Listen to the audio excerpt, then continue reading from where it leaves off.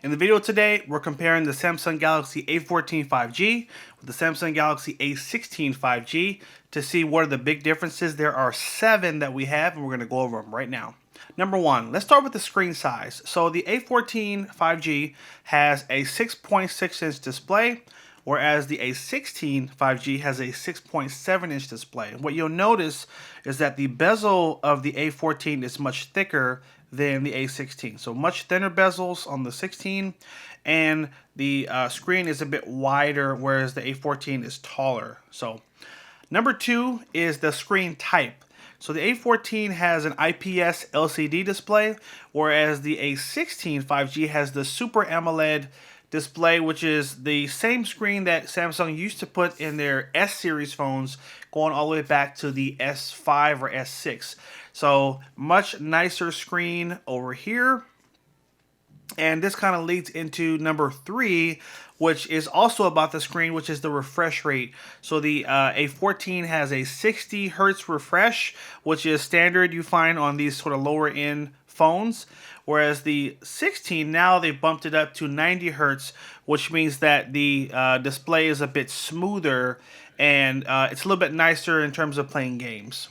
Now, number 4 is a big one.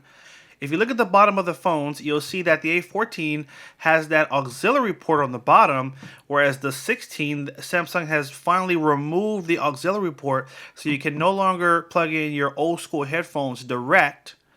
Now, there is a solution for this. There are 2 different adapters you can purchase to help solve this problem. One is called a Y adapter, and this is Type-C on one end, and on the other end it has a Type-C and auxiliary port. This will allow you to plug direct into the bottom of the phone, charge the phone, and still plug in your auxiliary headphones.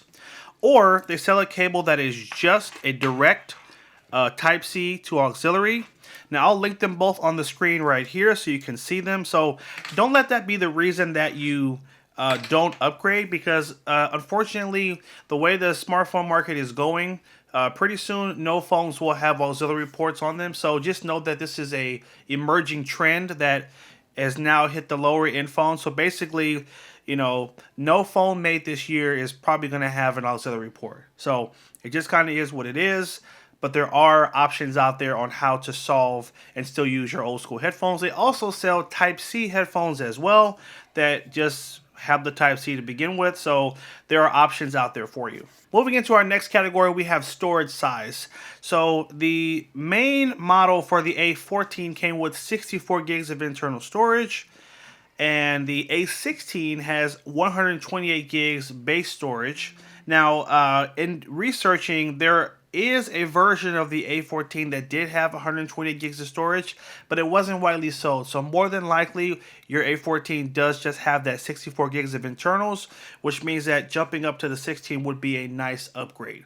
Now, both phones are compatible with a micro SD card, so you can plug one of these in to up your storage, and I'll link here to a micro SD card sale in case you're looking for deals on that, and I'll link to a video that shows you how to plug in a micro SD on the A16. Now, moving into our next category, it is around charging.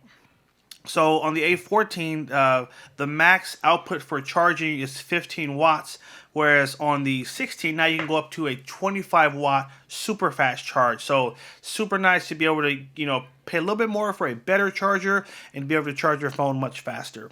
Now, moving into our last category, it's going to be Smart View, which is a feature that allows you to mirror your phone to most TVs. A14 doesn't have it. The A16 does have it. As you can see, when you swipe down from the top, swipe down again, here's that Smart View option right here. And basically, if you have a Samsung TV or if you have a Roku, you can just mirror your phone wirelessly to your TV versus, on the A14, you really can only use a Chromecast to mirror your phone to the TV, and you have to use Google's Google Home app to do it. So you got some expanded functionality on that new A16. So Overall, guys, those were the 7 differences. And again, I'm going over the main differences. There's obviously smaller differences as well. Like, I didn't get into nitty gritty things, but another difference is like the processor. Like, this uses a MediaTek processor. This uses Exynos, which is Samsung's house brand. Like, there are smaller nuanced differences in the phones, but I tried to highlight in this video the main big differences because some of you guys probably have the A14 and you're trying to decide, is it a big enough upgrade? And I would tell you it definitely is worth the upgrade because this is a pretty awesome phone. You've got that much nicer display. You've got that slimmer profile. You got more storage and a lot more that it's giving you in terms of the software and with that fast charging. So I'm going to link that phone on screen right here. So if you want to just take a look at Samsung's website to see about pricing, they have it available right now. The cool thing about Samsung's website that most people don't know is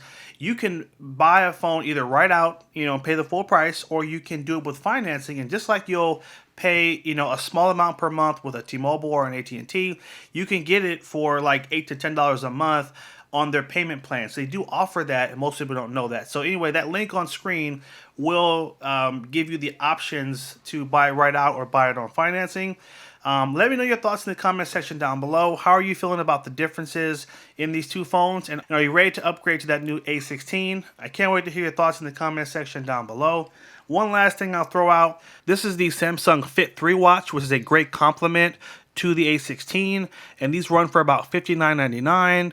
It's a really inexpensive, just minimalist fitness tracker that you can use to track your steps, your heart rate, your water intake, and just your overall activity for the day. So if you're looking for a way to have a little more motivation when it comes to just trying to be a little bit healthier and track your steps, and also, being able to get your notifications like text messages and calls and different things like that right to your wrist, definitely check out one of these, and I'll link it on screen right here as well. Thanks again for watching, guys. Take care, and as always, have a good one.